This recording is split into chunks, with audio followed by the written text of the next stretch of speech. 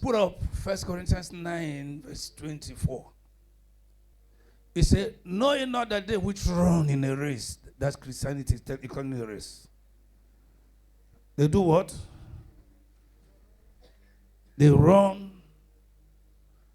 all, but won't receive it. What? The prize. Give me Hebrews 12:1. Hebrews 12:1. He said, wherefore, seeing we also are compassed about with so great a cloud of witnesses, let us lay aside every weight and the sin which doth so easily beset us, and let us what? Run with patience the race that is set before us. Listen, your assignment is a race. Christianity is a race. Your vision is a race. Christianity is a race. This race, a race after what? Christianity is a race after God and after people. Very important. If you look at God, you notice that God is in a race for people. And only those who join him in that his race for people are the ones who become anything. They are the ones who become transformed. They are the ones who get rewarded. They are the ones who manifest the reality of God's power, of his glory and his blessings. It's a race after God and a race after people. See, if as a Christian you are not running after God, you are not seeking God, there will be no life in your Christian life. There will be no life in your spiritual life. There will be no strength in your spiritual life. There will be no health in your spiritual life. There will be no wealth in your Christian life. So you must effectively pursue God, chase God, seek God, run after God. And if you do that effectively, that same God will give you things. That same God will also send you after people. He has already given you instructions, because all the instructions he has given you are people focused. That's what he said in Mark chapter 3. In Mark 3 from verse 13. Give us Mark 3:13. Look at what he said. He said, and he goeth up into a mountain and calleth unto him whom he would. And they came unto him. You see, they responded to his calling, to his wooing, to his pull. That's what you do. You don't go into, anytime you start sensing a desire to fast, that's the Spirit of God wooing you, pulling you, drawing you to himself, drawing you closer into intimacy.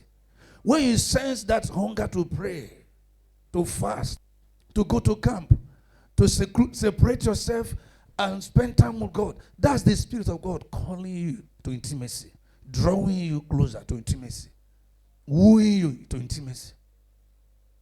And as you respond, that's called seeking God. In fact, the Bible says, when Jesus, after his water baptism, the Bible said the Spirit drove him to the wilderness. He didn't resist. He yielded. When you sense such pull, such wooing, such drawings, don't resist it, yield to it. Shut down activities, respond, yield, don't resist. Because you can say no. You can quench it. You can resist it. You can reject it. And it won't force you. Now, this one's responded. Look at it, verse 14. Give us verse 14. Look at what he said. And he ordained 12 that they should be with him. These are his seekers, those who love him, they love spending time with him, camping with him, beholding his face. Like Mary, the Bible says she sat down at his feet, gazing upon him and listening and receiving, drinking words from him. He ordained the 12 that they should be with him, and that he might what? Send them forth to preach. Next verse. And to have power to heal sicknesses and to cast out devils. Have you seen that? That's why you say, if you follow me, I will make you fishers of men. So one of the greatest proof that a man is a God seeker, runs after God, is a God chaser, is that you will look at that man, he will still be running after people for their salvation, for their liberation, for empowerment. He will be bringing people. That's how it happens. So I want to say this to all of us. The Christian life is a race after God, a race after people. Because God is in a race for people. Those who join him in that race are the ones who get empowered. They are the ones who get transformed. They are the ones who become fruitful. The one who becomes valuable and useful in God's kingdom. Now, to be an impactful minister, to be an impactful Christian, you must be committed to the pursuit of God for your personal empowerment, for fellowship, for empowerment, for transformation.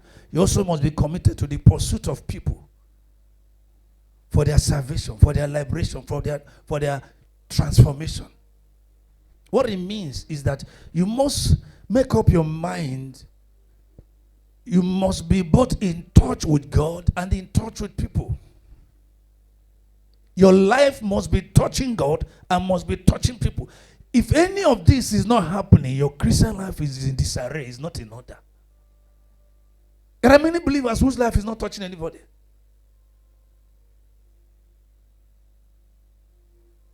Don't be one of them. Jesus said, if you follow me, if you walk closely with me, I will make you a fisher of men. Your life will not be, you can't be in touch with God and not be in touch with people. There will be people, if you are walking with God, there will be people you are walking on for God. If you are walking with God, W-A-L-K, there will be people you are walking on for God. There will be people that he saddles you with the responsibility of reaching, of mentoring, of feeding, of discipling, of liberating. If you are saved and you start working with God, you will be given the responsibility.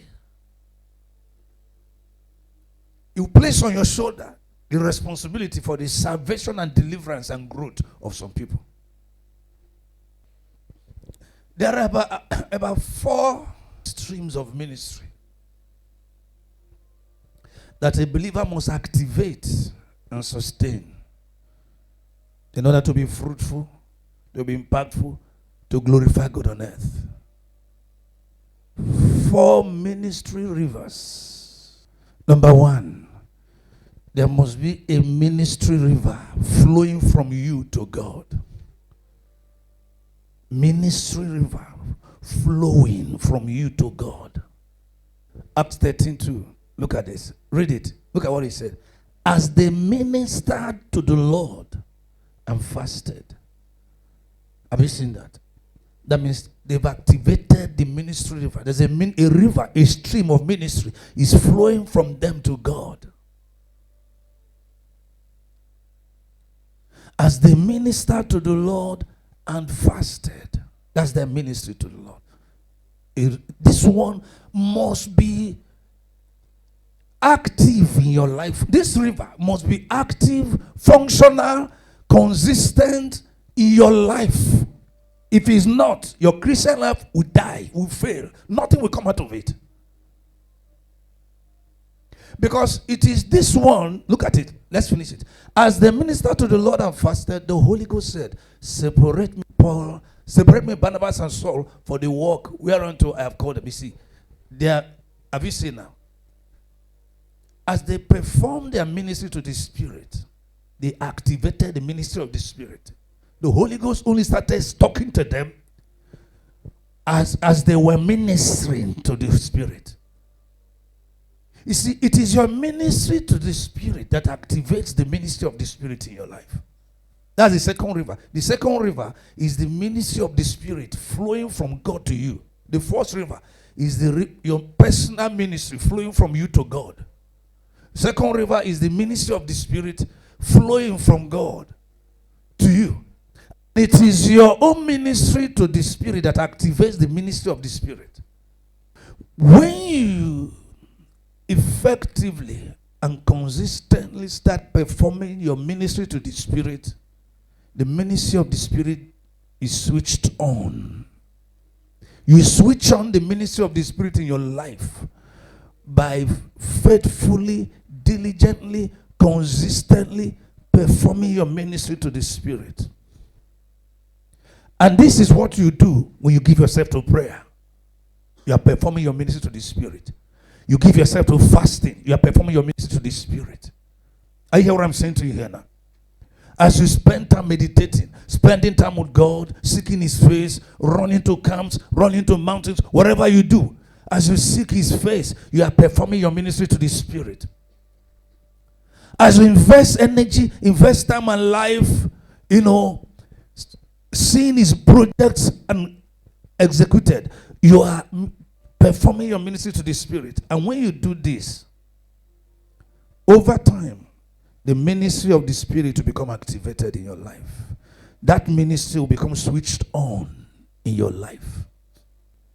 Everyone who is given to praying, who is given to fasting, who is given to seeking God, who is given to spending time, quality time in the Word, who is given to worship. That's also what you are doing. As you spend time in worship, spend time in praise, all this, you are performing your ministry to the Spirit. And as you do this effectively, faithfully, diligently, and consistently, the ministry of the Spirit will become switched on, will become activated. You turn it on. It will be turned on unfailingly. When that happens, then comes the next ministry river. Is your ministry river flowing from you to people. Flowing from you to people. The first one is you to God. Second one is God to you. Third one is you, from you to people now. You see, the reason this is important is because you have to understand that when the ministry of the Spirit is switched on in your life, it is not for your personal enjoyment. It is for onward transmission to people. The ministry of the Spirit is not for enjoyment. It is for transmission to people.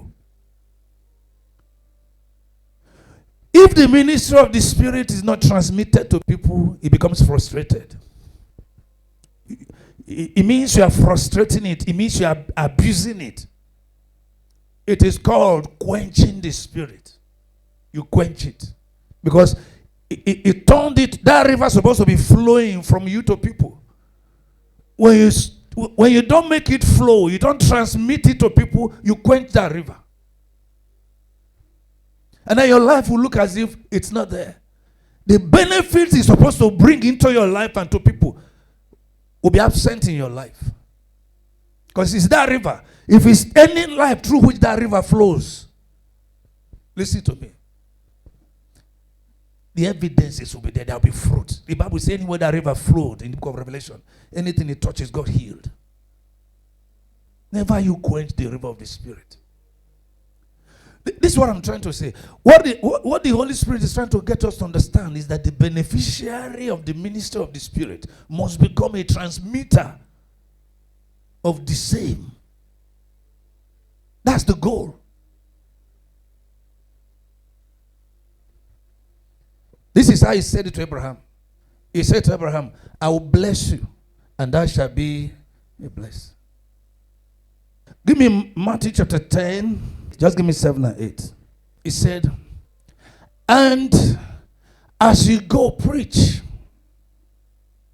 You see, preaching is transmitting the ministry of the Spirit. Saying the kingdom of heaven is at hand. Next verse. Next verse 8.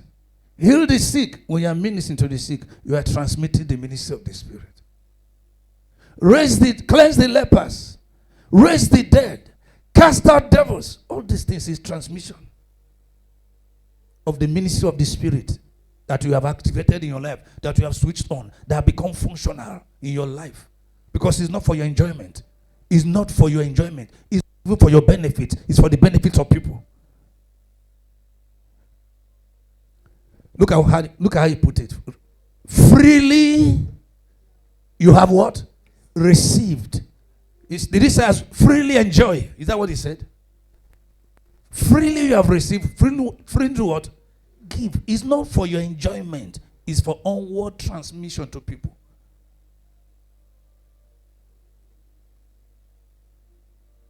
Many people abuse the ministry of the Spirit by giving themselves to praying, fasting, seeking God.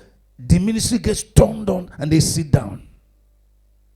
And nobody, the people that are supposed to be changed by that ministry, people that are supposed to be healed, mentored, discipled, saved, empowered, encouraged, nurtured, and raised, they are not being touched. Because the one in whose life that ministry river has been activated, he's doing nothing with it. He said, freely you have received, freely give. Let me ask you a question. Who are you giving what you are receiving? That's a powerful question. Who are you teaching what you are learning? Who are you pouring into what is being poured into you? Don't live your life just as a beneficiary of the ministry of the Spirit. Live your life as a transmitter of spirituality. Live your life as a transmitter of the ministry of the Spirit. That's the only way God is glorified in your life. That's the only way to bring glory to God. The glory God ordained to get through your life will not come to him. Will be denied him from your life if you don't commit yourself to transmitting to people what the Spirit is giving you for them. But there is nothing he gives you for you. You hear what I said to you? There is nothing he gives you for you.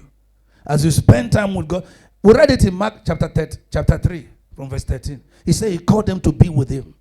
And then he gave them things and started sending them out to go. He empowered them, encouraged them, enriched them, and then started sending them out to go and preach and to heal. There is nothing God gives you that is for you. He said to Abraham, I will bless you, but I'm not blessing you for you. I'm blessing you because through you, I'm targeting the whole world through you. Through you shall all the families of the earth be blessed. I'm blessing you, and I'm expecting that you will transmit this blessing. You shall be a blessing. Let me ask you a question. Who have you helped? Who are you helping? With the thing, the teaching, the training that helped you and that is helping you.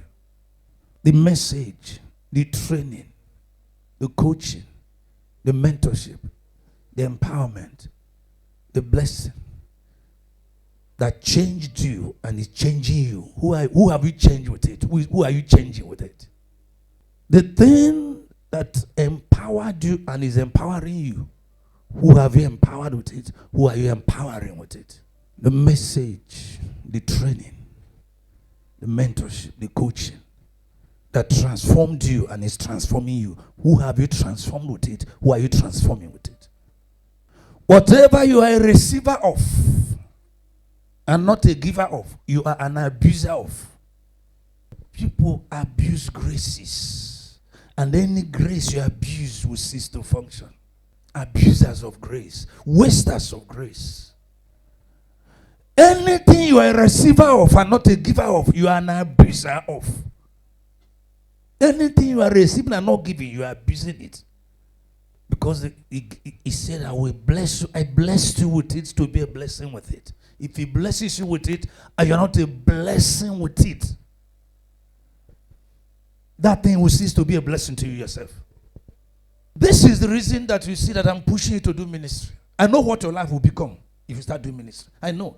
But because of blindness and rebellion, many of you are busy running around trying to change your life, ignoring God's pattern for changing your life. Tell me an active minister whose life is not changing. Show me one. I've told you before that the easiest way to destroy your life is to make your life the focus of your life. You destroy your life. That's why the Bible reveals that one of the strategies of the powers of darkness in the last days is that many shall be lovers of themselves and not lovers of God. The moment you make your life the focus of your life, you destroy your life. Jesus put it this way. He said, he that seeks to save his life shall lose it. Your life is too small to be the focus of your life. Your life is not the reason God gave you life. Don't make your life the purpose of your life. Don't make your life the focus of your life. Your life is not the reason God gave you life. He said, he that seeks to save his life will lose it. Is that what many of you have been doing? I don't have time. You have become a prisoner of your little world. Trying to save your life, trying to change your life. My business, my family, you are losing your destiny, losing your health, losing your peace, your life is being lost. Because you're ignoring God's pattern for changing lives. Selfishness doesn't work in God's kingdom. Jesus came and modeled it. He said, I came to give my life a ransom. He came and became a ransom. Look at me here. I'm a ransom. That's what works. You can never point at any life in God's kingdom that is substantially changed, that is not committed to changing lives. Your life doesn't change because you are struggling to change it. Your life will start changing when you brutally commit to changing lives. Your own life will change. Because you will ignite the law of seed time and harvest that says you will reap what you are sowing. You can't be sowing transformation into people and not be reaping a harvest of transformation. And you reap more than you sow. You can't be changing lives and your own life not be changed by the power of the living God. Mention one life in God's kingdom that is tangibly transformed, that is not unusually dedicated to transforming people's life. I want to ask you a question. Moses, where is your Joshua? Elijah, where is your Elisha? Paul, where is your Timothy? Jesus, where are your 12 apostles? Eli, where is your Samuel? David, where are your mighty men? And never forget, they don't come as mighty men. Those mighty men of David never came as mighty men. They became mighty men by his ministry to them. It was his teachings that made them mighty. His ministrations to them made them mighty. They became mighty men by his nurture. They became mighty men by his commitment to them. They became mighty men because he taught them. He discipled them. He poured himself into them. It's by pouring himself into them, they became mighty. So David, where are your mighty men? Jesus, where are your 12 apostles? They didn't come as apostles. They became apostles by his ministry. They became apostles because he poured into them. You are praying, oh God, send me destiny helpers. The helpers of David didn't come as helpers. They came as men in distress, men in debt. They came as riffraffs, nobodies. They came as rejected people, broken people, those who are in debt, those who are dislocated, victimized, public rejects. They went and surrendered him in a cave in the bush. And they later became the mighty men of David. When many believers today are praying for God, send me destiny helpers, they're expecting God to send them billionaires. When Jesus came here, did God send apostles to him? Illiterate fishermen. The Bible said when they observed these people and they noticed they were ignorant men, ignorant and unlearned men, he said they marveled and took notice of the fact that they had been with Jesus. It was by being with Jesus they became transformed. They became transformed men.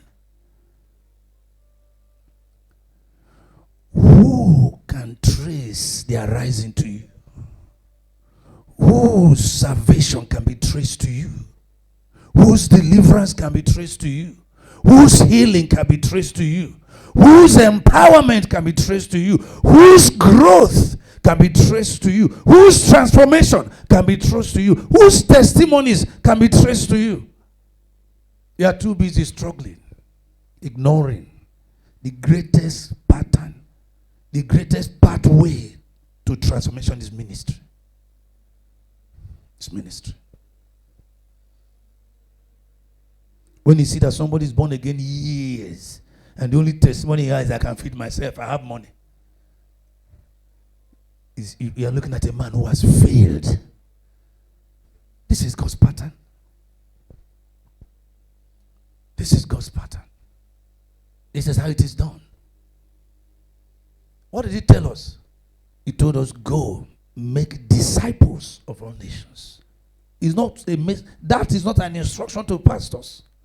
It's an instruction to all believers. Go make disciples.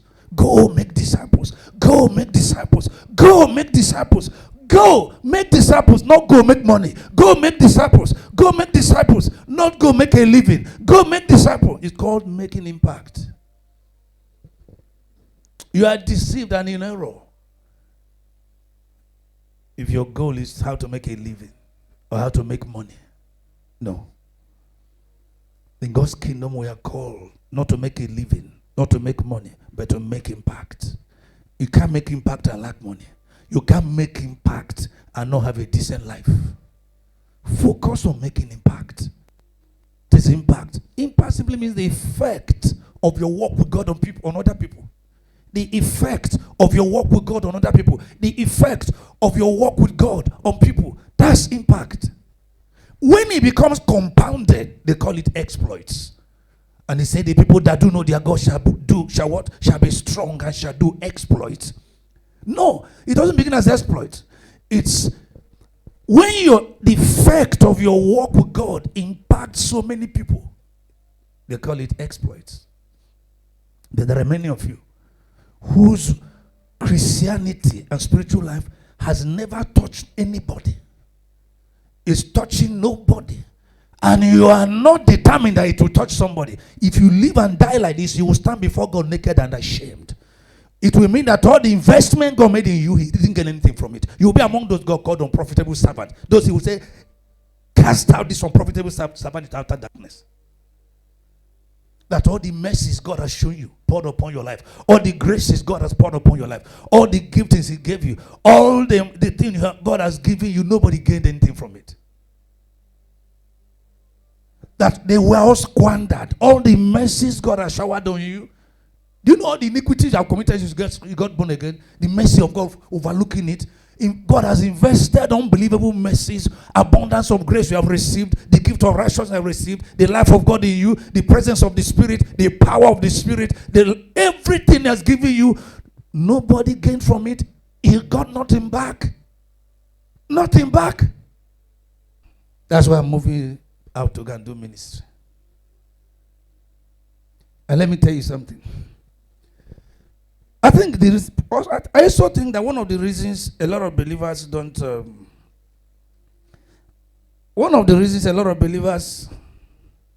do ministry is that they don't know what is in it for them. Listen to me. Nothing in this world can deliver to you the blessings that doing ministry will bring to you. Nothing. No company can pay you that. Doing ministry is called serving God. If you're not doing ministry, you're not serving God. Coming to church is not serving God. Once you're not doing ministry, you're not serving God. That's what serving God is. When you say you're too busy for ministry, you're not serving God. You say you're too busy to serve God.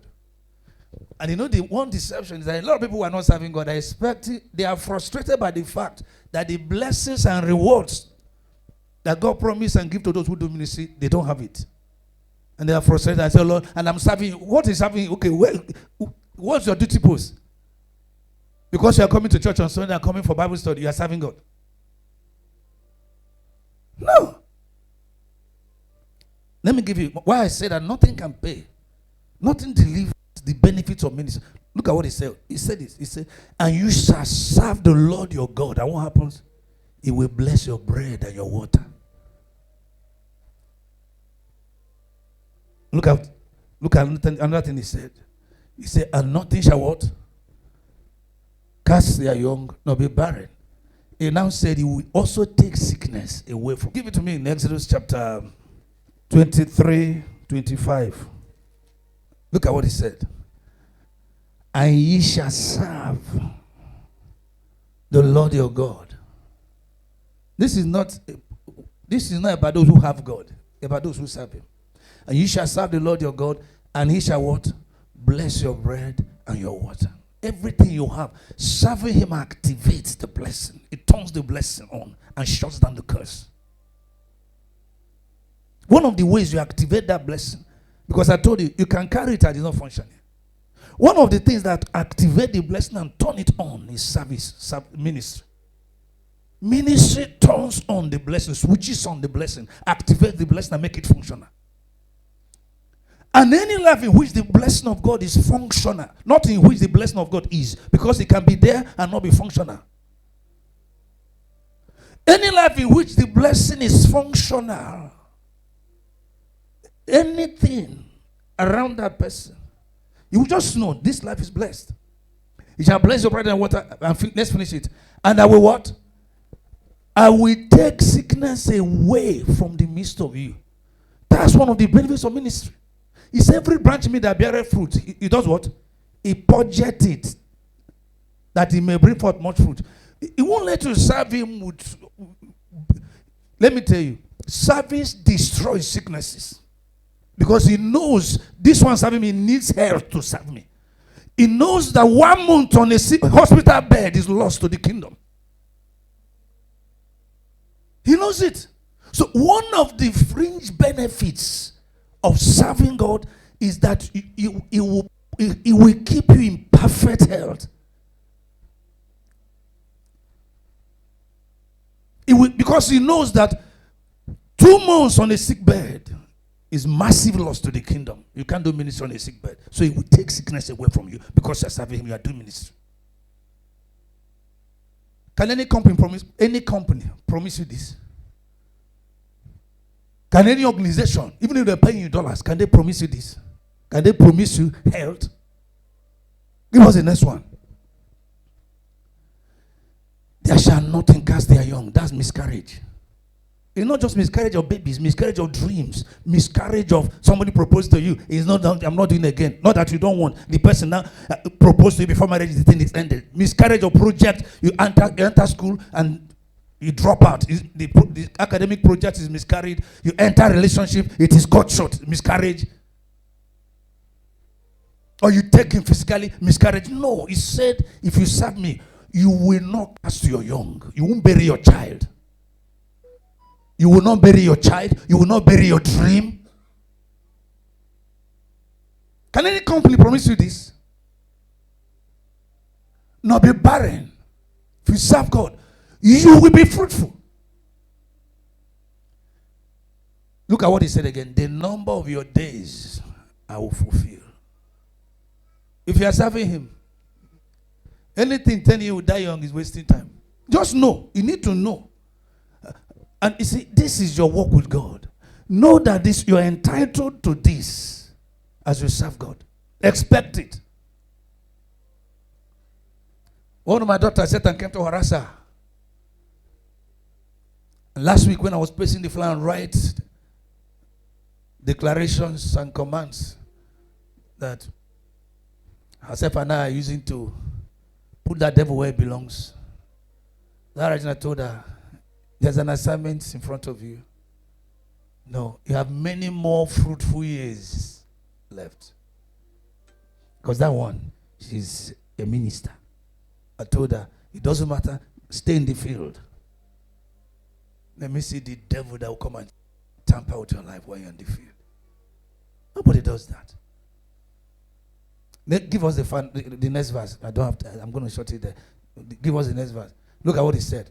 And I will send my fear before thee, and will destroy all the people to whom thou shalt come. And I will make all thine enemies turn their backs unto thee. All your enemies turn their backs unto thee. Did you see that? I will send my fear before thee. That means when you are coming, the dread of you will be on those who hate you. You just carry a spirit of dominion. You enter a room, all your enemies will feel intimidated. They can't lift up their face. I've experienced this thing several times. This thing you're seeing here, I've seen it. These are enter ministry. All kinds of things. It's something. It's a presence. You just show up, they bow. You just show up, they lose confidence.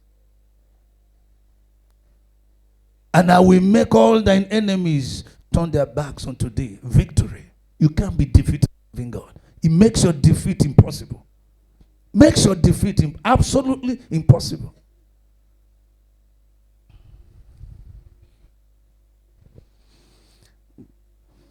I've been hammering this. I know what is in it for you. That's why I've been pushing you. Go and do cell. Go and plant church for years. The enemy knows what is in it. That's why some of you will even obey launch 2-3 months, nowhere to be found. Because the devil knows what you enter when you start serving God and serve him with consistency. Not honor off, start and quench. He knows what it will bring. Listen, it may be hard, but it's highly rewarding. That's why he says a rewarder. Never forget it. He's a rewarder.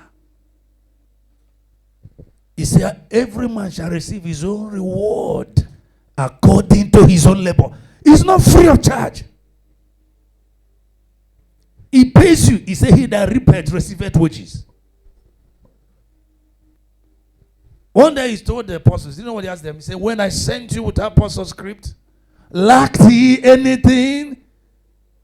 I want to ask you a question. He told them, he said, when I sent you without pause, without script, lacked ye anything?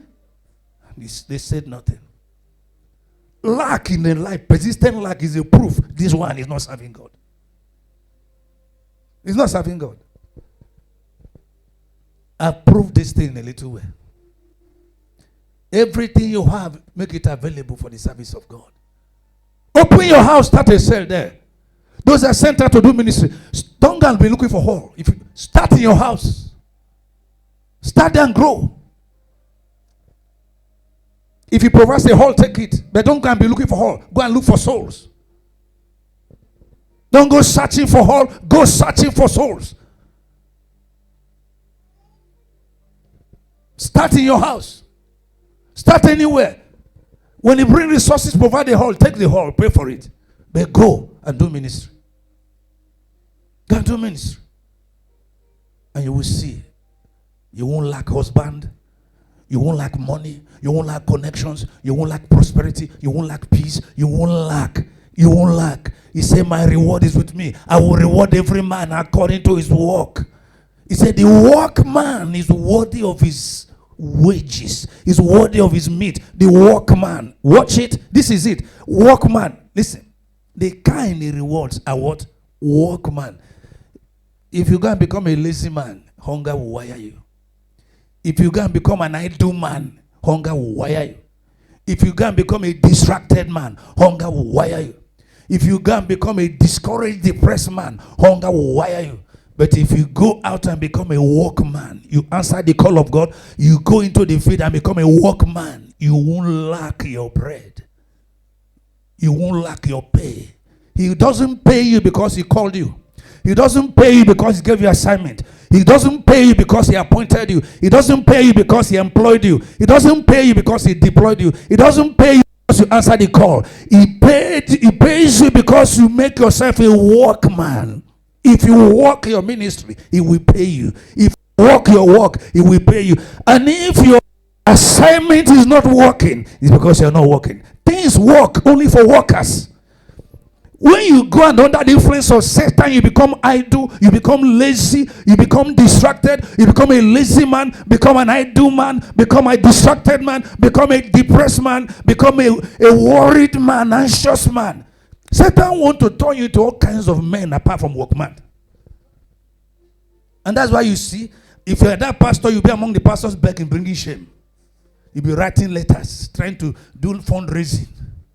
You become a fake prophet. God, this one I saw 13 goats following you, shouting, she can never marry, she can never marry. Those goats were, bring 200,000, let me do work for you. Lazy man. If you go, he said the workman is worthy of his wages. Ask Mama. Oh, when I answered the call of God, me and my friend, Pastor Dan, we pray from 12 till 4 a.m., 5 a.m.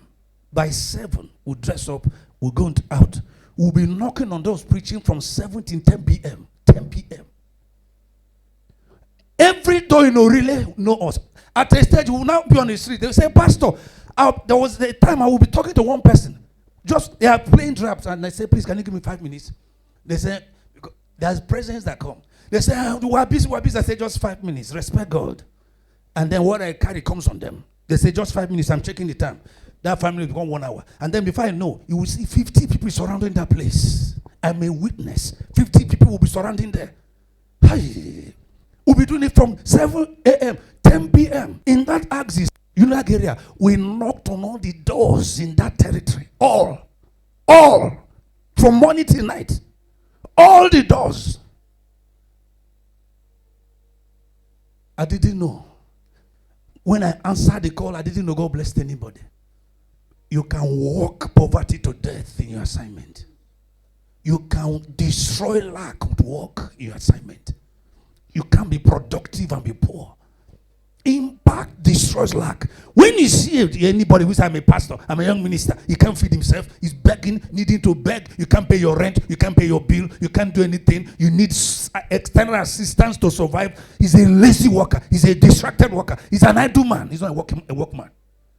He told them, when I sent you without pause or script, lacked he anything? He said, no, sir. If you are lacking, your assignment is not getting your best. You can't pour your life into your assignment and lack. Your sender will pay you.